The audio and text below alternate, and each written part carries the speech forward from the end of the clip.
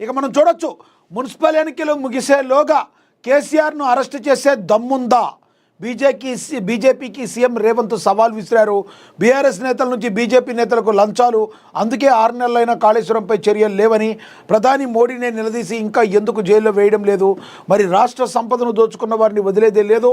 మోడీ పట్టాలం అంతా వచ్చిన బీజేపీకి ఒక్క మున్సిపాలిటీ కూడా రాదు అని చెప్పి మరి ముఖ్యమంత్రి రేవంత్ రెడ్డి కొంత ఘాటుగా వ్యాఖ్యానించడం అయితే జరిగింది.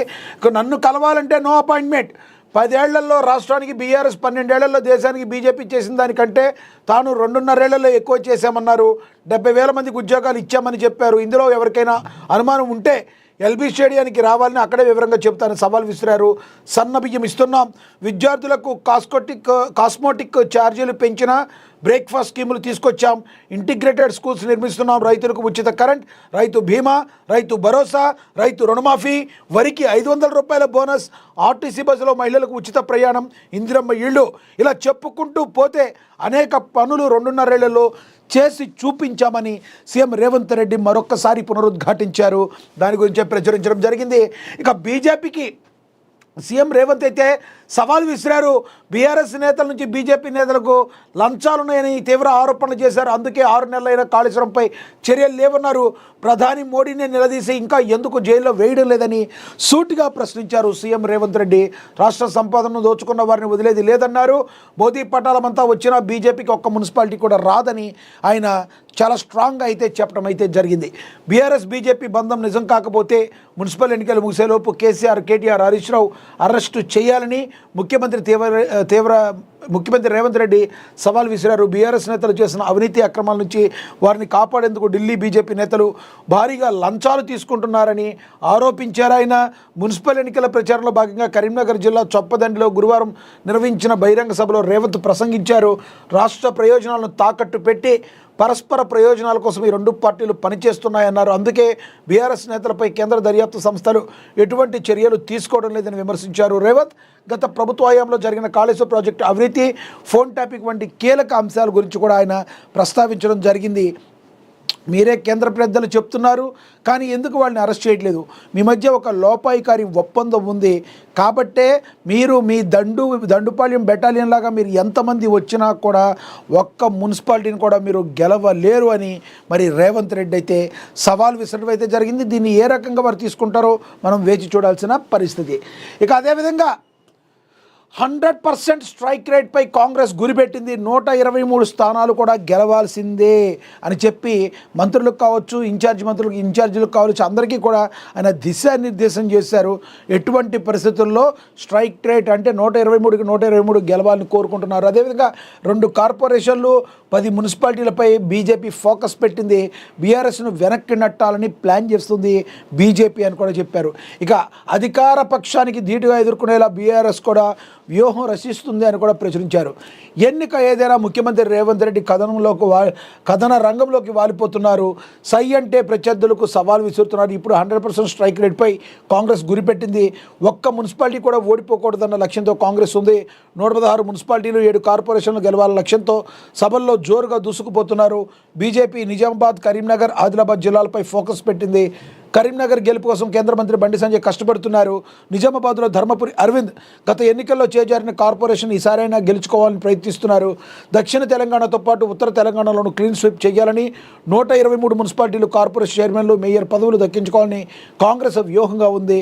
ఇక బీజేపీ 2 కార్పొరేషన్లు, 10 మున్సిపాలిటీలపై ఫోకస్ పెట్టగా కంచుకోటలను కాపాడుకునే వ్యూహంలో బీఆర్ఎస్ ఉంది. బీఆర్ఎస్ మ్యాచ్ ఫిక్సింగ్ అయ్యారని కాంగ్రెస్ ఆరోపిస్తుంది. పిసిసి చీఫ్ మహేష్ కుమార్ గౌడ్ ఎమ్మెల్యేలు కాంగ్రెస్ గెలుపు కష్టపడుతున్నారు. ఆదిలాబాద్ జిల్లాలో నిర్మల్పై బీజేపీ ఆశలు పెట్టుకోగా బైంసాపై ఎంఐఎం ఆశలు పెట్టుకుంది.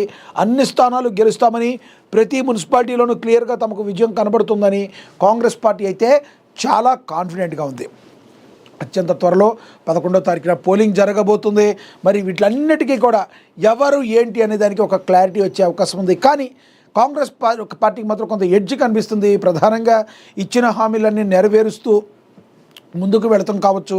అదేవిధంగా రేవంత్ రెడ్డి ఏదైతే ఉందో మరి తన భుజస్కంధాలపై బాధ్యతలు వేసుకొని ముందుకు వెళ్ళడం అనేది కాంగ్రెస్ పార్టీకి ఒక అడ్వాంటేజ్గా ఉంది. ఇప్పుడు వరకు వచ్చిన ఉప ఎన్నికలు కావచ్చు, పంచాయతీరాజ్ ఎన్నికలు అన్నింటిలో కూడా కాంగ్రెస్ పార్టీ విజయ దుందుబి మోగించింది. అదే ఊపుతో ముందుకు వెళుతుంది. ఇక బీజేపీ బీఆర్ఎస్ కూడా తమ వంతు ప్రయత్నాలు గెలుపు కోసం తాము ప్రయత్నం చేస్తూ ఉన్నాయి. చూద్దాం మరికొన్ని రోజుల్లో భవితవ్యం అయితే తేలిపోనుంది. ఇక అదేవిధంగా రోజు 2 కిలోల తిట్లు తింటాను, నా హెల్త్ సీక్రెట్ ఇదే. రాజ్యసభలో ప్రధాని మోడీ, కాంగ్రెస్ ప్రధాని మోడీ తీవ్రస్థాయిలో విరుచుకుపడ్డారు. ఆ పార్టీకి దూరదృష్టి, ఎటువంటి ప్రణాళిక లేదన్నారు. రాష్ట్రపతి ప్రసంగానికి ధన్యవాదాలు తెలిపే తీర్మానంపై రాజ్యసభలో ప్రసంగించిన ప్రధాని మోడీ కాంగ్రెస్ చేసిన తప్పులను సరిచేసేందుకు ఎక్కువ సమయం గడిచిపోతుందని ఆయన ధ్వజమెత్తారు.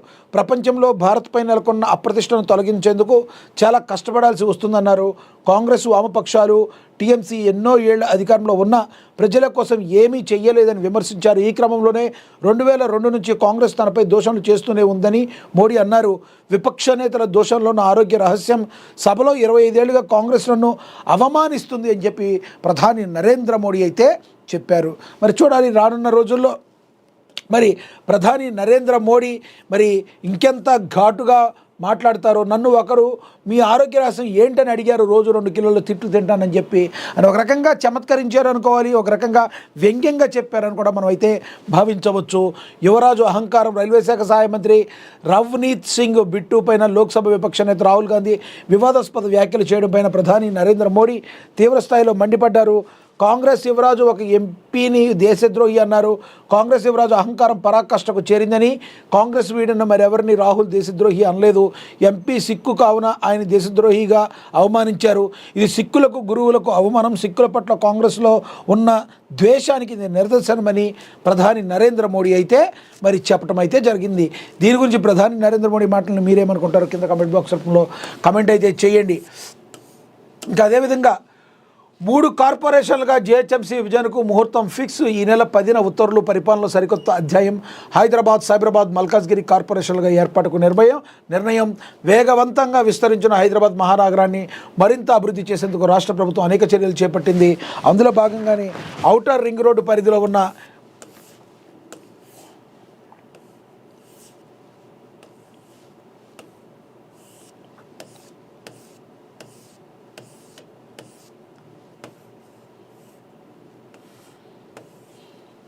ఇరవై 27 మున్సిపాలిటీను గ్రేటర్ హైదరాబాద్ మున్సిపల్ కార్పొరేషన్ విలీనం చేసింది. దీంతో ఒక దశలో జీహెచ్ఎంసీ దేశంలోనే అతిపెద్ద మున్సిపల్ కార్పొరేషన్గా అవతరించేందుకు సిద్ధమైంది. అయితే పాలనా సౌలభ్యం కోసం జీహెచ్ఎంసీని 3 వేర్వేరు కార్పొరేషన్లుగా విభజించేందుకు తెలంగాణ ప్రభుత్వం నిర్ణయం తీసుకుంది. ఈ మేరకు ముహూర్తం కూడా సిద్ధం చేస్తుంది. ప్రస్తుతం జీహెచ్ఎంసీని పాలక మండలి గడువు ఫిబ్రవరి 10 లోపు ముగియనుండటంతో అదే రోజు జీహెచ్ఎంసీ విభజన ఉత్తర్వులు వెలువడే ఛాన్స్ ఉందని చెప్పి కూడా ప్రచురించారు. ఇక దీని గురించి అయితే మనకి పరిపాలనా సౌలభ్యం దృష్ట్యా ఈ రకంగా మరి 3గా విభజిస్తే ప్రజలకి మరింత సౌలభ్యం అయితే ఏర్పడుతుంది. అదే ఒకటి హైదరాబాద్, సైబరాబాద్, మల్కాజ్గిరి కార్పొరేషన్గా జీహెచ్ఎంసీ మరి వీడి తమ యొక్క పరిధిని మరి ప్రజలకు చేరవేయడానికి ఇది ముందుకు ఉండే అవకాశం ఉంది. ఇక కేసీఆర్ని అరెస్ట్ చేసే దమ్ముందా అని చెప్పారు ఆల్రెడీ. ఇక 100 సీసీ కెమెరాల ఫుటేజ్ వడపోత. సాఫ్ట్వేర్ ఇంజనీర్ బలవన్మరణంపై లభించని క్లూ మిస్టరీగా మారిన సంఘటన. మరి ఈ సంఘటన అయితే చాలా దారుణాతి దారుణం. మనకి తెలుసు ఎవరైతే సాఫ్ట్వేర్ ఇంజనీరు పిన్నింటి విజయశాంతి రెడ్డి బలవన్మరణ ఘటన మిస్టరీ పోలీసులకు కూడా సవాల్ విసురుతుంది.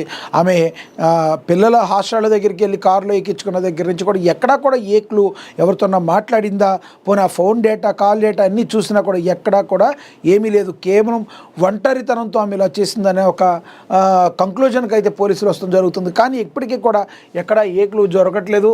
సాఫ్ట్వేర్ ఇంజనీర్ పిన్నింటి విజయశాంతి రెడ్డి బలవన్మరణం ఘటన మిస్టరీ పోలీసులకు సవాల్గా మారింది.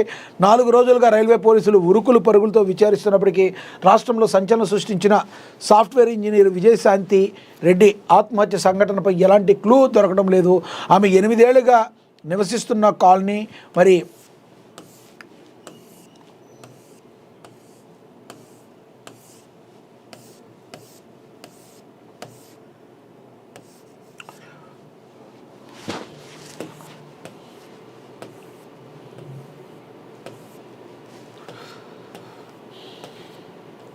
సో ఆ నివసిస్తున్న కాలనీలో కూడా ఎంత చేసినా కూడా ఎక్కడా కూడా ఆ యొక్క ఏం జరిగింది అనేది అయితే ఎవరికీ తెలవడం లేదు.